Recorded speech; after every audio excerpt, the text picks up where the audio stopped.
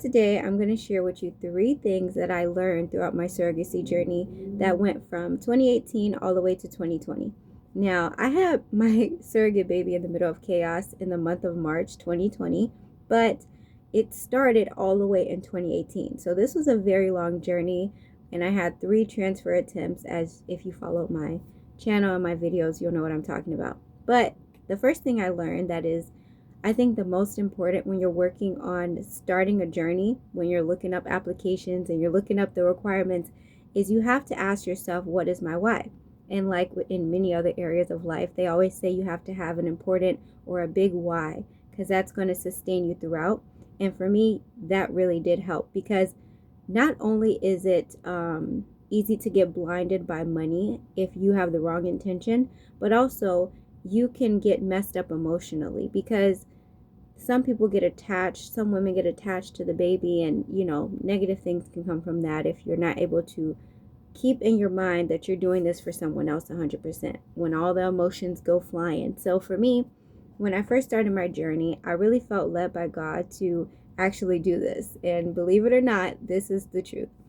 I felt like God wanted me to become a surrogate, and I had already prayed and said, God, if I'm going to do this, then the money really doesn't matter. My goal is to glorify you by showing your love to this person and helping them have a baby. So that was my intention. I mentally, like, how do I say it? I mentally came to the acceptance before I even got to transfer. Like, this is before I signed contracts. This is before I got matched with my intended parent. I mentally accepted that I'm going to be carrying this baby for someone else. I will have no attachment to this baby. This will be literally a form of a gift to this person. Yes, we're doing it through this process, but to me, I'm not going to connect myself mentally. And your mind is so powerful that you really can set the tone of how you're going to go through any situation if you first deal with your own mind and your own thought process. Maybe that doesn't help everybody, but that definitely helped me. So I set my intention. I knew my goal, and that was the goal I had all throughout.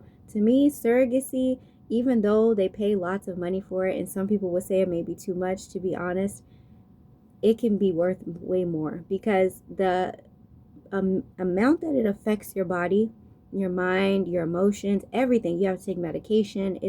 It's a lot to be able to sacrifice and do that. So to me, the money wasn't worth what I was going through. It had to be a sacrifice.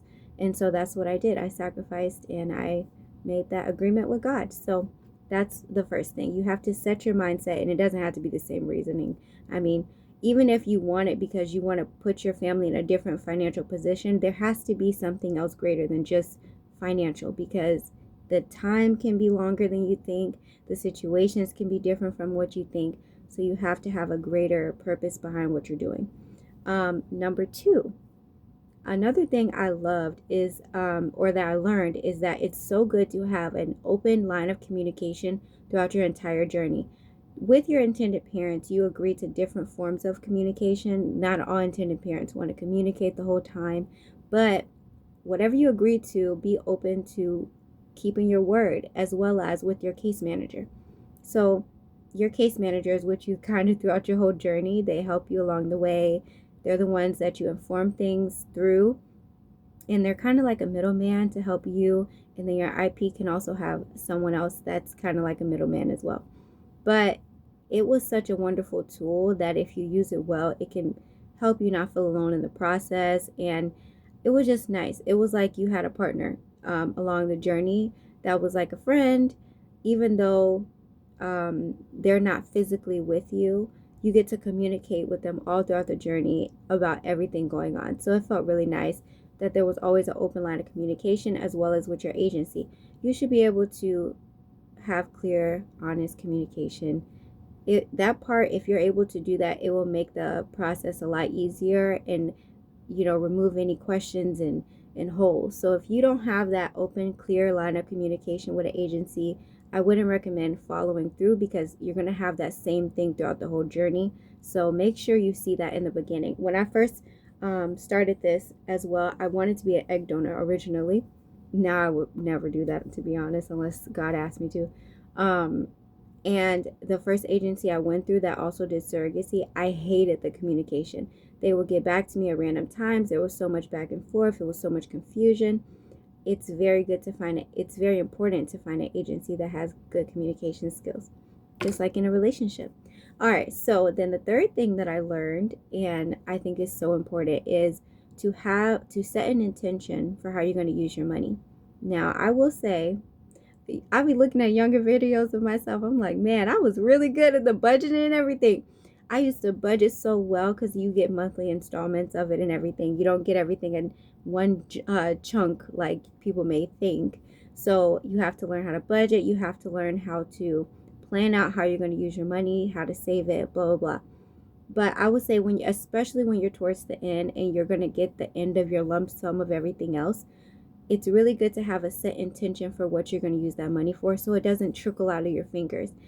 I did very good in the beginning, but towards the end, I didn't make all the best choices and I had to deal with those consequences. But I learned a lot along the way.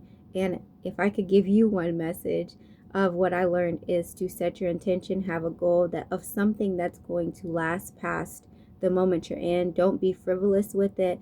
Don't just think about the now and the quick things you can get. Have a farther mindset when it comes to it. Pray about it if you believe in Jesus.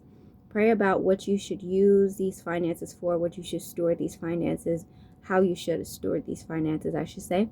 And I promise you, it will benefit you so much. And yeah, that's all I wanted to say.